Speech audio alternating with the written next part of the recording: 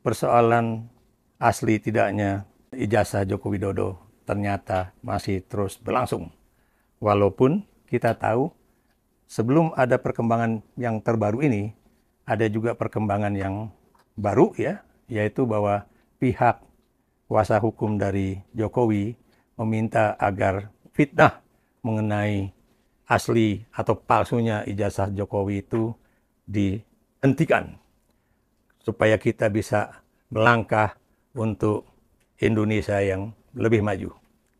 Tapi pernyataan itu justru menimbulkan suatu pertanyaan di kalangan mereka-mereka yang memperjuangkan dalam tanda kutip kebenaran, ya. Yang ingin mereka tanyakan adalah, kok bisa berbalik nih? Tadinya mereka ngotot bahwa yang namanya Roy Suryo, Dr. Tiva, Dr. Rismond ini akan terus menjadi target dari laporan Jokowi ke Polda Metro Jaya. Dan mereka juga mengatakan bahwa Jokowi akan mencabut laporannya asalkan titik-titik-titik. Kita tidak tahu apa yang dimaksud dengan asalkan itu. Apakah asalkan mereka berhenti bicara atau asalkan mereka berhenti memfitnah. Nah, soal fitnah memfitnah ini juga bisa menjadi perdebatan pula. Mengapa? Karena siapa yang kemudian membuat hoax atau berita-berita palsu, siapa yang kemudian memfitnah, dan siapa pula yang membuat suatu situasi yang keruh dalam politik Indonesia. Dari sisi Jokowi, ya, itu selalu mengatakan bahwa ini orang-orang yang mempertanyakan asli atau palsu ijazah Jokowi ini membuat berita hoax, membuat fitnah, kemudian menimbulkan kekeruhan ataupun kerusuhan politik. Sementara dari pihak khususnya kalangan akademis, itu justru mengatakan siapa asal-usul dari berita hoax ini, ya. Mengapa atau siapa yang kemudian membuat kerusuhan politik dalam tanda kutip, ya, dari adanya peristiwa ini. Dan kemudian juga siapa pula yang mulai dan kemudian yang harus menghentikan persoalan ini. Nah, di tengah kegaduhan politik seperti ini, muncul pula satu informasi terbaru. Baik yang berasal dari Dr. Tiva, Dr. Rismond, ataupun dari Roy Suryo. Salah satu yang paling menarik itu adalah ungkapan yang dibuat oleh Dr. Tiva dan kemudian menjadi viral karena ini juga dikutip dan kemudian juga disebarluaskan oleh teman-teman lain, ya, khususnya yang berasal dari Yogyakarta. Yang dipertanyakan adalah persoalan foto, ya. Foto itu adalah foto pengantin, ya, yang kita juga tidak begitu jelas siapa yang menjadi pengantin, tapi yang jelas di sebelah kiri atau kalau kita lihat dari posisi pengantin tuh sebelah kanan pengantin itu ada pasangan, ya, yang itu adalah Hari Mulyono dan juga istrinya. Di situ kemudian ada juga seorang ibu-ibu yang boleh dikatakan mendampingi mereka. Di sebelah kanan, ya, atau kemudian kalau kita lihat posisi dari sebelah kiri, itu juga ada foto Dumatno, ya, dan istrinya, dan Dumatno itu menggendong putranya. Ya. Dan di dalam dialog pada tayangan YouTube tersebut, ya, itu dikatakan bahwa Hari Mulyono ini adalah adik ipar dari Jokowi, ya, yang kemudian meninggal pada tahun 2018. Beliau meninggal pada usia 57 tahun, ya. Dan beliau ini adalah adik ipar karena dia menikah dengan adiknya Joko Widodo. Beliau juga bekerja di perusahaan mebel keluarga Jokowi, ya. Dan ternyata ijazah yang dimiliki oleh Jokowi, tanggal ijazah itu sama persis dengan tanggal yang dimiliki oleh Hari Mulyono, yaitu 5 November 1985. Hanya bedanya bahwa foto yang ada di ijazah itu bukan foto Jokowi dan juga bukan foto Hari Mulyono, melainkan siapa? Dumatno, yaitu sepupu Jokowi. Mengapa ini berpindah-pindah foto? Kenapa? Karena Hari Mulyono tentunya dari sisi face, wajah, ini amat berbeda dengan Joko Widodo. Dan kemudian dia juga tidak menggunakan kacamata. Sementara Dumatno itu kalau kita perhatikan tentunya face-nya agak mirip dengan Jokowi, tapi yang bisa kita lihat tentunya akan ada perbedaan usia. Mengapa? Karena Dumatno itu lahir pada 1977. Ya. Ini menarik. Kenapa? Karena ternyata ya, kalau kita lihat ijazah yang kata Jokowi itu ijazah asli, itu fotonya itu dengan latar belakang hitam itu ternyata ketika ada cap Universitas Gadjah Mada, capnya itu tidak nempel di foto dalam tanda kutip Jokowi tersebut ya. Jadi foto itu ditempelkan setelah cap itu diberikan. Demikian juga kalau kita perhatikan nomor ijazahnya juga terlalu pendek ya. Dan dari sisi yang lain ya, font antara ijazah tahun 83 ya atau 85 dengan ijazah pada tahun sebelumnya atau sekitar 79 itu fontnya benar-benar berbeda. Nah, ini menarik. Kenapa demikian? Karena kalau memang yang ada di dalam ijazah itu seharusnya milik dari Hari Mulyono atau adik ipar Jokowi, tapi foto di dalam ijazah itu adalah foto Dumatno yang adalah sepupu Jokowi, tentunya ini menimbulkan suatu pertanyaan. Siapa yang kemudian menjadi otak dari pembuatan ijazah palsu tersebut ya? Dan kemudian ini akan ada pertanyaan-pertanyaan yang lain ya. Siapa yang memasukkan skripsi Jokowi ke dalam lembar yang namanya Electronic Thesis and Disertasi di UGM ya pada tahun 2019 ya. Siapa yang membuat skripsi Jokowi pada 2018, siapa yang memasukkannya pada 2019, dan siapa yang mengeditnya pada 2025 ya.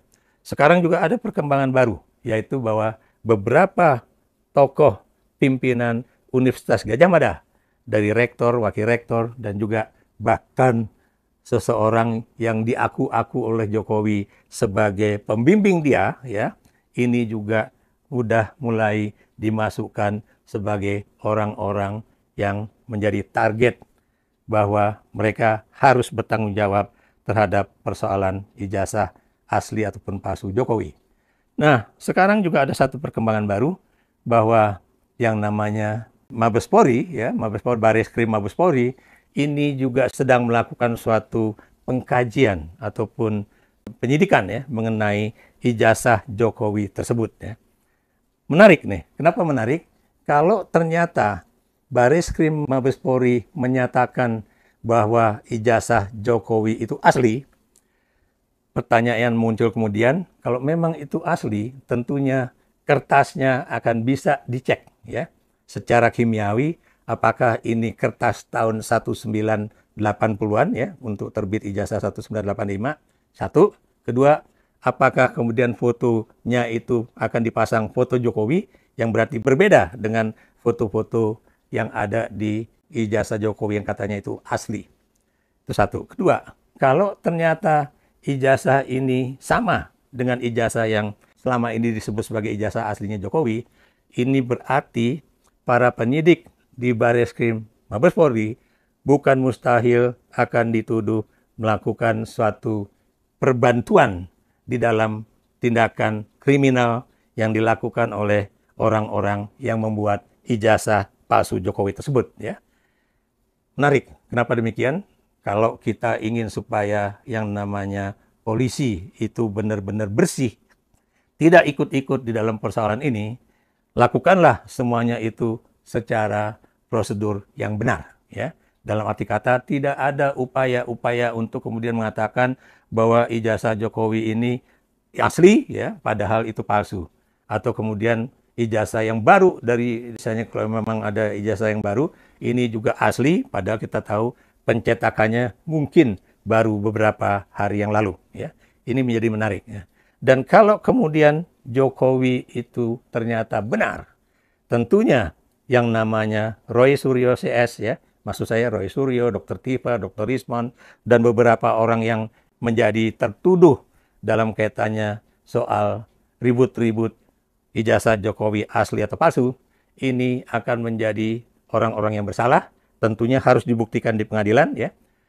Tapi kalau ternyata Roy Suryo itu benar ya, Rosuryo dan teman-teman ya, Dr. Tifa, Dr. Rismond dan juga teman-teman lain yang kemudian membela posisi mereka bahwa memang apa yang dilakukan oleh Jokowi dan juga beberapa orang penting di pemerintahan ya yang membantu proses pembuatan ijazah palsu itu tentunya menjadi orang-orang atau diduga melakukan membantu tindakan kriminal ya. Karena Anda tahu yang namanya sebuah tindakan kriminal di dalam teori kriminologi itu selalu dilakukan pasti meninggalkan suatu jejak. Walaupun jejak itu misalnya cuma satu titik atau cuma satu helai rambut atau cuma satu helai kertas ataupun debu ya. Jadi ini yang tentunya akan menarik. Dan Anda juga tahu tadi saya katakan ya, kalau kemudian ternyata Roy Suryo, Dr. Tifa, Dr. Rismond, dan juga orang-orang lain ya, termasuk juga orang-orang yang sudah masuk tahanan karena mereka menuduh Jokowi melakukan tindakan memasukkan ijazah. Buat mereka yang pernah ditahan, tentunya harus ada pernyataan dari pengadilan bahwa mereka harus direhabilitasi nama baiknya. Dan tentunya yang namanya entah Jokowi, entah negara harus membayar kerugian yang mereka alami selama 6 tahun mereka di penjara dan juga tentunya kerugian atas tercorengnya nama baik mereka sebagai orang-orang yang berupaya untuk memperjuangkan kebenaran ya. Dan saya tidak akan membahas mengenai faktor yang lain ya, seperti urusan antara pembela atau penasihat hukum Jokowi dengan Pak Mahfud MD atau dengan siapapun ya, tapi saya hanya fokus mengenai bagaimana perkembangan ini. Karena menurut saya, apa yang dilakukan oleh teman-teman paling tidak bertiga tadi ya, Roy Suryo, Dr. Tifa, Dr. Rismond, itu sudah mencapai suatu hampir titik akhir di mana sebuah foto dalam kawinan itu bisa membuka tabir dari asli tidaknya ijazah Joko Widodo. Dan lagi-lagi ya, ini bukan persoalan, jadi bukan tujuannya itu adalah memburukkan nama seorang mantan presiden atau kemudian menghancurkan nama Jokowi, bukan. Tapi ini adalah persoalan kejujuran, persoalan etika akademik, persoalan moral, karena persoalan-persoalan ini belakangan ini boleh dikatakan mulai hilang di republik yang kita cinta ini. Dan karena itu, kalau memang foto di dalam perkawinan tersebut ya, dan berbagai foto-foto yang dibuat oleh keluarga Jokowi mengenai Hari Mulyono dan istrinya, serta anak-anak mereka, ini tentunya akan membuka tabir ya. Dari berbagai sebaran foto itu akan terlihat, nampak lihat ya, siapa foto atau milik atau pemilik dari ijazah itu, dan kemudian juga kalau kemudian nanti sepupunya Jokowi yang fotonya ada di ijazah ini juga akan dilihat foto-foto mereka, termasuk juga dengan istri dan anak-anaknya. Di sini juga akan terlihat mana yang lebih mirip dengan foto yang ada di ijazah yang katanya milik Jokowi dengan foto dari pemilik asli dari ijazah tersebut, yaitu almarhum Hari Mulyono. Memang dua-duanya sama-sama memiliki nama Mulyono. Cuma yang satu pakai Hari Mulyono, yang satu hanya Mulyono yang kemudian berganti nama menjadi Joko Widodo ataupun Jokowi. Mudah-mudahan dengan selesainya masalah ini ya, dan Presiden Prabowo juga harus kemudian menegaskan kepada pengadilan nantinya ya, atau kepada Bareskrim Mabes Polri ataupun kepada penyidik di Polda Metro Jaya, lakukanlah tugas-tugas penyidikan Anda secara benar ya. Karena memang kejujuran itu suatu hal sangat mahal. Tapi dengan kejujuran ini kita akan bisa membawa arah masa depan Indonesia ke arah yang lebih baik, yang lebih cerah, yang lebih adil, dan lebih segar. Kasus ini mencerminkan ketegangan antara kebebasan berpendapat dan batasan hukum dalam demokrasi. Dukungan dari para pengacara menunjukkan pentingnya perlindungan terhadap hak-hak sipil. Namun, Penyebaran informasi yang tidak akurat dapat memperkeruh suasana dan menyesatkan publik. Penting bagi semua pihak untuk menjaga integritas informasi dan menghormati proses hukum yang sedang berjalan. Apa pendapat Anda tentang perkembangan kasus ini? Like jika Anda mendukung kebebasan berpendapat yang bertanggung jawab. Subscribe untuk mendapatkan informasi terbaru seputar isu-isu penting nasional.